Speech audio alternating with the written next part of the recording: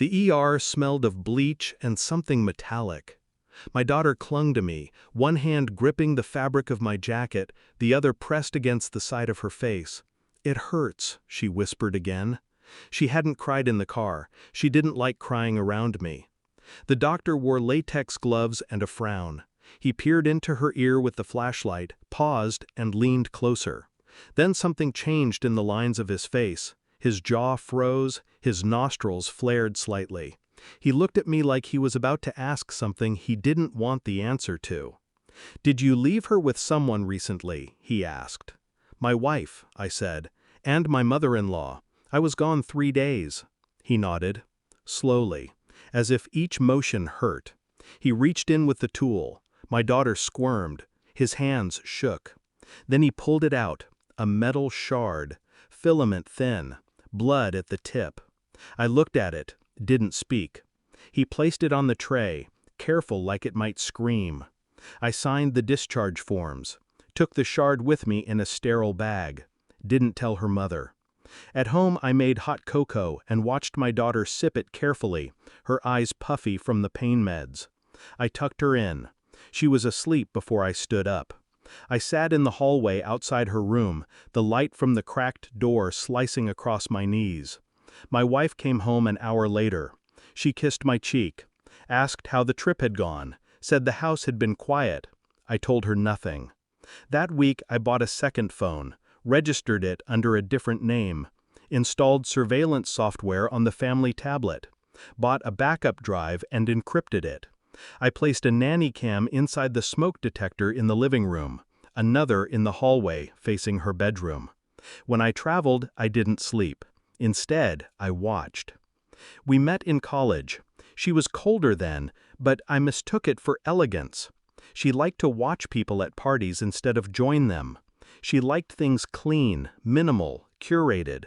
I thought she wanted privacy. She really just wanted control. Her mother was the same, always smiling in pictures, always whispering things that sounded sweet until they burned later.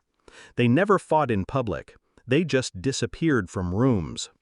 My daughter was born on a Wednesday, raining. My wife didn't cry. I did. That was the last time. It started small, the way she pulled away when I touched her shoulder, the silence at dinner. She never looked at our daughter the way I did, like she was something that bloomed. More like she was a project, a thing to be shaped. My mother-in-law visited more often, brought books, toys with too many instructions, vitamins I didn't recognize. I watched my daughter sleep one night and saw a bruise on her upper arm. She said it came from the slide. I measured it with my thumb. Didn't fit. After the hospital, I stopped traveling.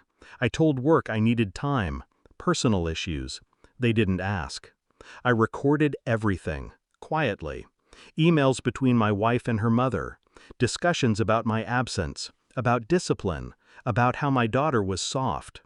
I found receipts for sedatives under her mother's name. I cross-referenced dates. I installed a GPS tracker in my wife's car. She visited a private pediatrician I'd never met. She paid in cash. I requested security footage from the pharmacy across the street. It took a favor. On it, she waits in the car. Her mother goes in alone, leaves with a white paper bag. I archived it all.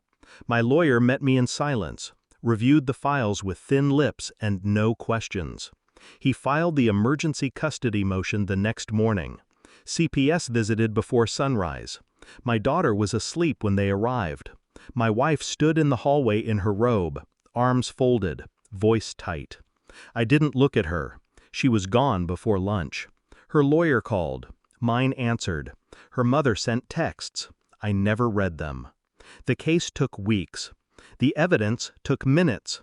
No charges, just consequences. Full custody, restraining order, evaluations. She cried in court, said I was manipulating the system, said she was tired, stressed, said she loved her daughter. I didn't speak. Now she lives 3 cities away. I get the court-mandated updates, supervised visits, once a month, no overnight stays. I never show up. My daughter doesn't ask for her. Last week, she told me a dream she had, about a field and a dog, and a loud wind that didn't scare her. She smiled when she said it. The metal shard is still in the drawer beside my bed.